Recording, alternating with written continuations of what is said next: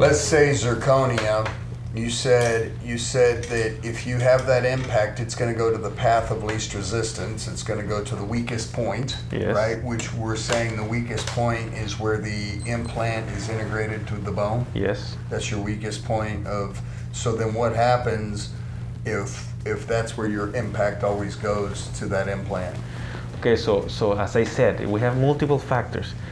But imagine that everything is done the right way, you know, the structure is passive, everything is fitting right, okay, to your implants, but you bite very strong. So you're going to transfer that forces to your implants and you may start having remodeling, okay? So bone is dynamic. So if you bite the normal way, you know, like with your teeth and with your regular implants, single implants, your bone is going to be in constantly remodeling. You're going to eat bone, form bone, eat bone, form bone.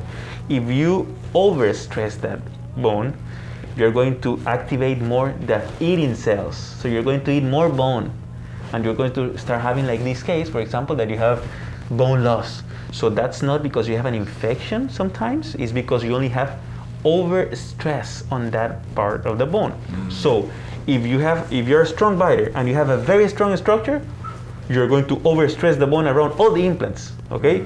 So maybe your gums are perfect, you have no infection, but you will have bone changes because of the stress you're causing to that dynamic bone, okay? That's a simplified way to explain it, of course. Sure.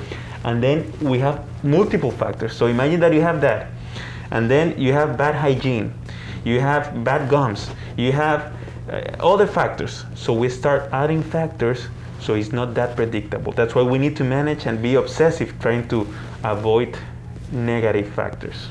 Okay. Okay? So this material will help negate and take away one of the variables. Exactly. And the other factor, that this is our factor, is that we have a lot of complications with monolithic zirconia. Okay? The technical management of this material is very sensitive. Okay? So the complications we have with this monolithic zirconia is that it breaks in two pieces. A lot. Not 1%, a lot. Okay? So we have been doing zirconia for a long time, I mean a lot, and that's why we move towards these type of new materials that every other field in medicine is moving toward these reinforced polymers because it's similar to your body, to your bone. This is the technical part, okay? The complications we have, the rate of complications we have with the monolithic zirconia is much more higher than using these type of materials.